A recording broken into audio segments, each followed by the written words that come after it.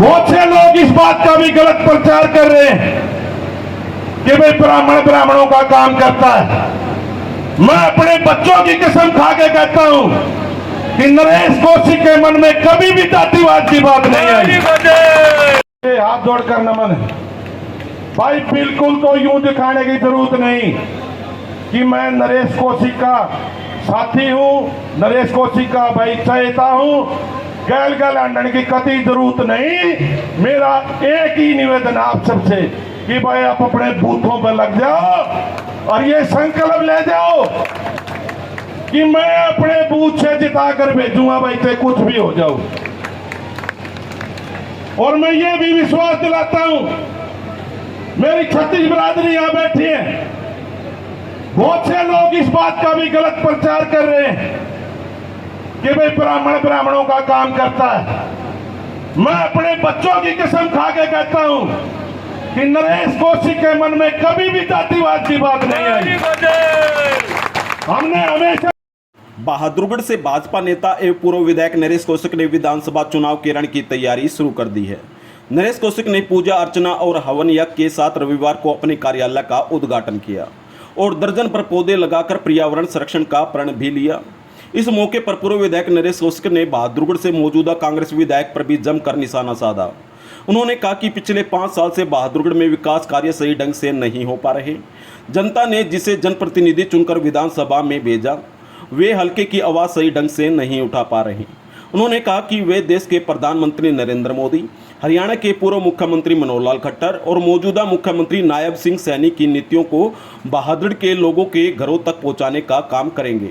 इतना ही नहीं, उन्होंने विधानसभा चुनाव में भारतीय जनता पार्टी की जीत का दावा भी किया।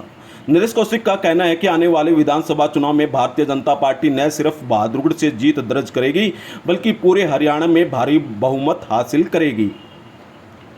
वोट की अपील की जाएगी। देखिए, भारतीय जनता पार्टी का हमेशा एक ही मुद्दा रहा है विकास का, और हमारी पार्टी जन सेवा के लिए, जनता के लिए काम कर रही है। माननीय प्रधानमंत्री जी ने केंद्र में नारा दिया, सबका साथ सबका विकास और सबका विश्वास जीतने का काम भारतीय जनता पार्टी ने किया है।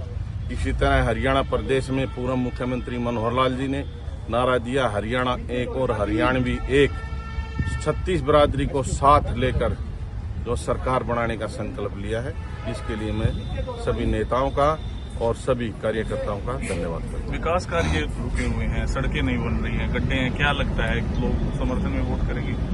देखिए, ये जो जनप्रतिनिधि होता है उसका कर्तव्य होता है, और यहाँ जो जनप्रतिनिधि रहा 5 साल के लिए, उसने ना तो इस हल्के की विधानसभा में आवाज उठाई, ना जितनी रुकी हुई फाइलें थी, जो फाइलें पाइपलाइन में चल रही थी, जो माननीय मुख्यमंत्री जी की घोषणा थी या जो हमने काम करवा रखे थे, जो फाइल पड़ी हुई थी, उनको भी निकलवाने का काम यहाँ के विधायक जी ने नहीं किया। मैं ये कहता हूँ, ऐसे विधायक का जनता अब की बार सोच समझकर फैसला ले, क्योंकि अगर विकास कराना तो विकास कराने की नीयत और नीति होनी चाहिए। हमारी पार्टी की विकास कराने की नीति है और पार्टी की नीयत है, और हमारी भी नीयत है। हमारी नीयत है, इसीलिए मैं बार बार इस बात को कहता हूं कि जिन लोगों ने 15-15 साल विधानसभा में हो गए, वो मेरे साथ बैठें, डिबेट करें कि किस पार्टी ने कितना काम विधानसभा में कराया है और पूरे हरियाणा प्रदेश के अंदर किस पार्टी ने कितना काम कराया है।